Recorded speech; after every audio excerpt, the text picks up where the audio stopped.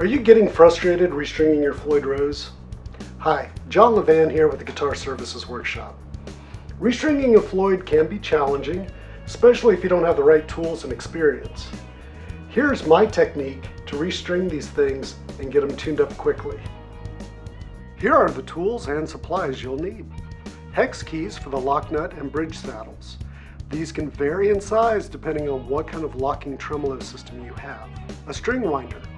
You can use a small cordless drill with a D'Addario drill bit winder, or just use a manual winder. A block to hold the trem in place. It can be a piece of wood, leather, folded up guitar strap. Just make sure it doesn't change the tuning dramatically. Otherwise, it's going to take a long time to tune it back up to pitch. You'll need a tuner, 4/0 steel wool or fret polishing paper, fretboard conditioner.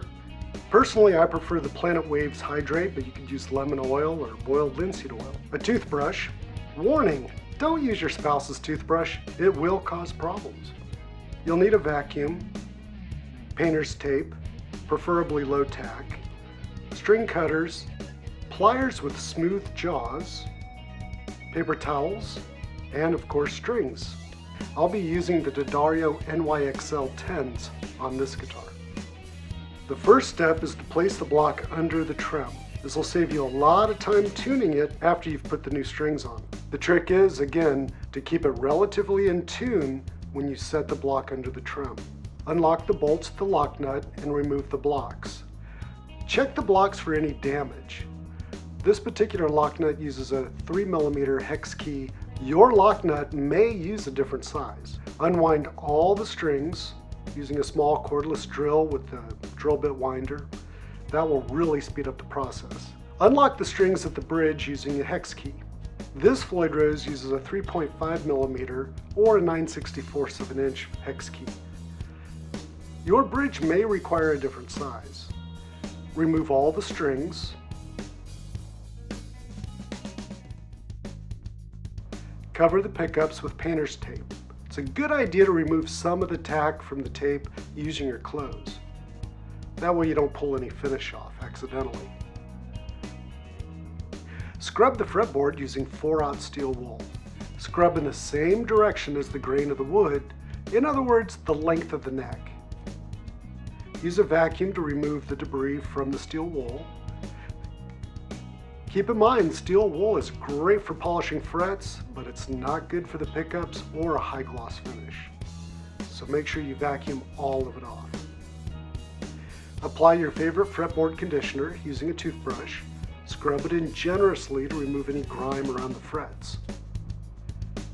Wipe the fretboard down with a paper towel. Remove the painter's tape. Slide the strings through the tuning key and under the retainer. If you gently curl the end of the string, that'll help it slide under the retainer and over the lock nut. Cut the curled end off of the string. For wound strings, use pliers to mash the end of the string flat. This will reduce wear on the saddle blocks, and it'll help secure the string a lot better in that saddle. Place the end of the string into the saddle and tighten the bolt. Do not over tighten that bolt, just enough to lock the string into the saddle. After all, you don't want to crack the saddle or ruin the block. Wind the strings at the headstock. Be sure that you use the correct number of wraps for each string. 2 to 3 wraps for the wound strings and 3 to 4 wraps for the plain strings is just about right.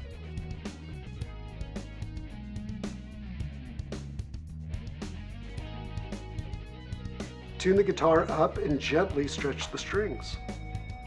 This will speed up the tuning process later. Remove the block under the trem. Stretch the strings one more time and install the blocks for the lock nut. Tune the guitar again and tighten up those lock nut bolts. Be careful when tightening the bolts. If you over tighten them, it will damage both the block and the lock nut. Your guitar should stay in tune and play great with the new strings on it. If you have any tuning issues, you may have to replace the lock nut, the saddle blocks, or just simply adjust the intonation. At the Guitar Services Workshop, we provide hands-on training for guitar techs and luthiers.